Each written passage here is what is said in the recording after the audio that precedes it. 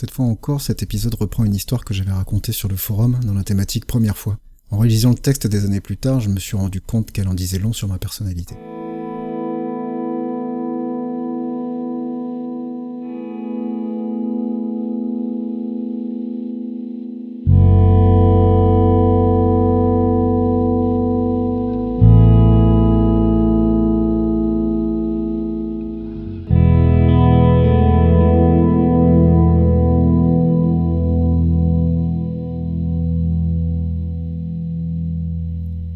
Après ma déconvenue en 6ème avec Magali, le type chargé des sentiments amoureux dans ma tête s'était enfermé à clé dans son bureau pour écouter Joy Division et donner plus de nouvelles.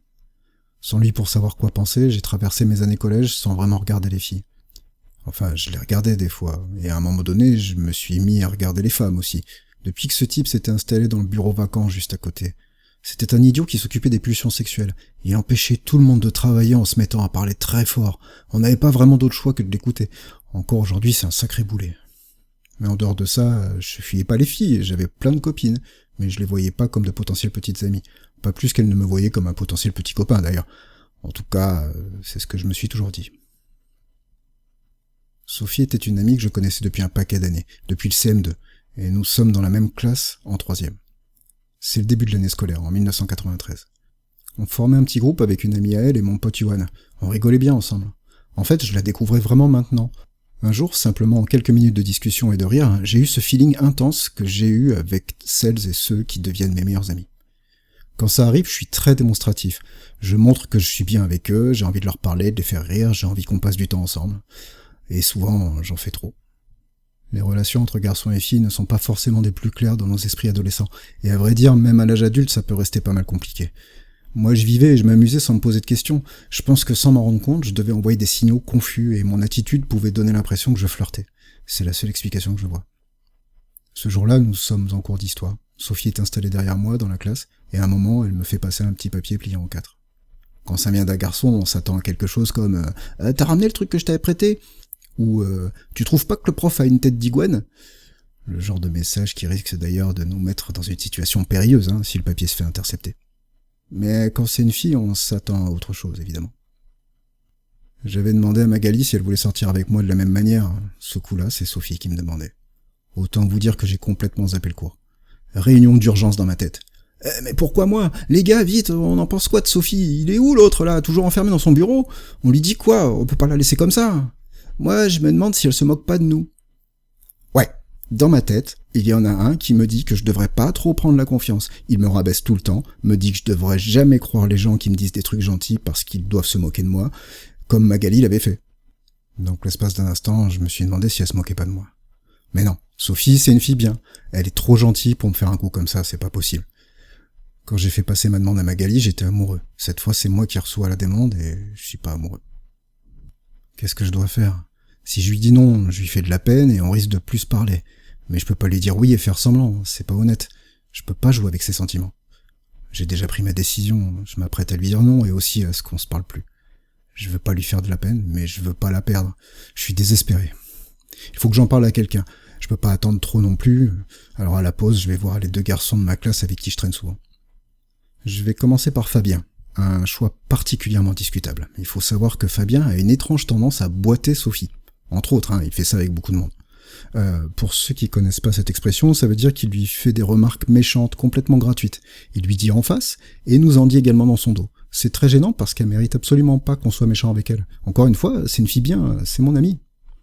Je lui annonce tout ça, et je me souviens qu'il a pas hésité une seconde à me sortir une réponse à la hauteur du personnage qu'il était.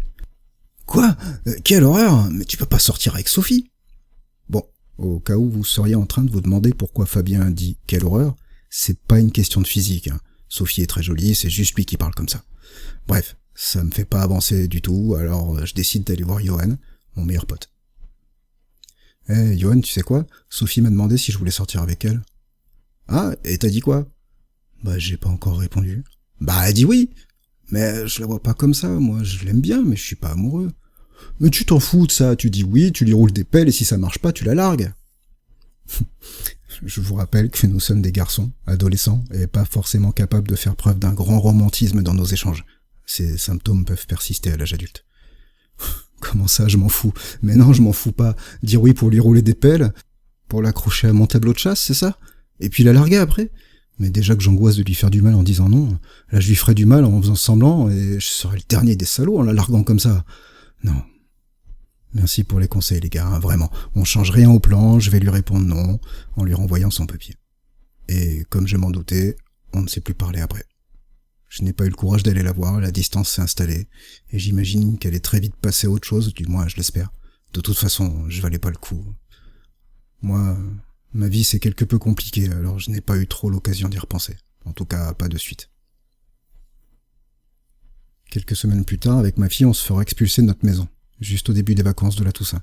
Nous resterons sans domicile fixe pendant plusieurs mois, vivant chez des amis, dans un hôtel et dans une résidence de vacances d'été complètement vide puisqu'on est hors saison. Quand mes parents ont trouvé une nouvelle maison, c'était dans une autre ville et par conséquent, je devais changer de collège. Je n'ai pas voulu me faire des amis dans ce collège. Je voulais mon ancienne vie et mes anciens amis. Je passais les vacances scolaires seul dans ma chambre à errer et à penser à eux. Tout le temps. Je gravais à tout jamais ces souvenirs dans ma mémoire à force de les ressasser. Ça comptait trop pour moi. J'ai revu pas mal de monde de cette époque tout au long de ma vie. Ils étaient souvent étonnés de la précision avec laquelle je me souvenais de certaines choses, même parfois futiles. Je voulais pas les oublier. Des fois, je regardais avec nostalgie les premières pages de mon agenda de 3e, celles qui correspondaient à la période passée dans mon ancien collège. J'y trouvais des mots de mes amis. On avait l'habitude de se laisser des petits mots, souvent gentils pour les filles, plutôt des blagues pour les garçons. On prenait un dimanche au hasard et on écrivait ou on dessinait quelque chose. Ça me redonnait le sourire de voir tout ça. Des fois, on se laissait nos adresses aussi. Je trouvais ça un peu stupide, comme si on allait s'envoyer du courrier alors qu'on se voyait tous les jours. Finalement, ça allait me servir. Un soir, je me suis lancé à écrire des lettres. J'en écrivais déjà à Johan, mais là, j'en ai envoyé à tout un tas de monde. Je sais même plus ce que j'ai pu écrire, ni trop à qui j'en ai envoyé en vérité. J'ai peut-être même écrit à Sophie. Je sais pas trop ce que j'ai pu lui dire. J'étais ivre de désespoir et complètement démoli. Mes lettres devaient être pathétiques et gênantes. Personne ne m'a répondu, sauf Fabien, qui m'avait envoyé les photos souvenirs des correspondantes allemandes que je n'avais pas pu voir, puisque j'avais changé de collège. L'été avant le lycée, je me sentais toujours terriblement seul, même si je savais que j'allais retrouver Johan, vu qu'on avait été acceptés dans le même établissement. J'ai passé la quasi-intégralité des vacances d'été qui ont suivi cette année de 3e, seul. Et à cet âge, la solitude, c'est vraiment terrible. Je suis vraiment mal depuis un moment. Mais je reviendrai sur tout ça plus tard. Mes journées d'été étaient celles des retraités de l'époque. Réveil, déjeuner, toilette, repas, 40 degrés à l'ombre sur FR3, dîner, solitude, télé, émission de nuit à la radio, insomnie, dépression. J'avais 15 ans. Je repensais tous les jours à mes jeunes années comme si j'étais devenu un vieil homme mélancolique en fin de vie. Un jour, je me suis dit que j'avais traversé mes années collège sans jamais sortir avec une fille. Je me disais que personne n'avait voulu de moi, et que c'était finalement bien compréhensible vu que j'étais nul. Puis ce souvenir m'est revenu. Sophie, elle avait voulu sortir avec moi. Je revoyais toute la scène, et je réalisais que Johan avait peut-être raison. Je n'avais entendu que ce qui me gênait dans sa réponse, mais il avait quand même dit « et si ça marche pas ?» J'ai même pas envisagé de dire oui pour voir si ça pouvait marcher. Je pouvais pas imaginer tenter de juste sortir ensemble pour passer du temps et voir, je fonctionne pas comme ça. C'est tout ou rien pour moi. Soit il y a de l'amour, soit il y en a pas.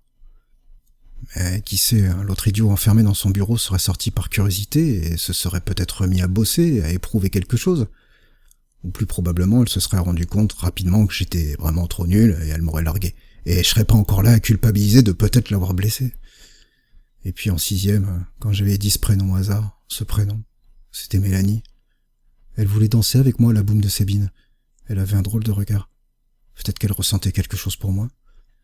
C'est bizarre, mais alors que j'étais seul à ruminer, ça m'a fait du bien de repenser à tout ça. Je le réalise souvent en repensant à certains moments de ma vie. J'ai croisé des gens qui ont parfois bien plus compté qu'ils pourraient l'imaginer. Ce jour-là, alors qu'elle avait courageusement fait le premier pas et que j'allais la repousser, Sophie avait sans le savoir fait en sorte que des mois plus tard, alors que j'étais complètement seul et paumé, je puisse reprendre un tout petit peu confiance en moi. Mon cas n'était pas désespéré, je pouvais plaire à quelqu'un. Bon, ça n'a pas été tout de suite le cas, mais c'était possible. Alors avant d'entrer au lycée, je suis allé forcer la porte du bureau du type qui s'occupe des sentiments amoureux. Je lui ai ordonné de la laisser ouverte pour toujours, au cas où. Et je lui ai dit aussi qu'à l'occasion, il pouvait quand même écouter Joy Division. C'est pas mal comme groupe.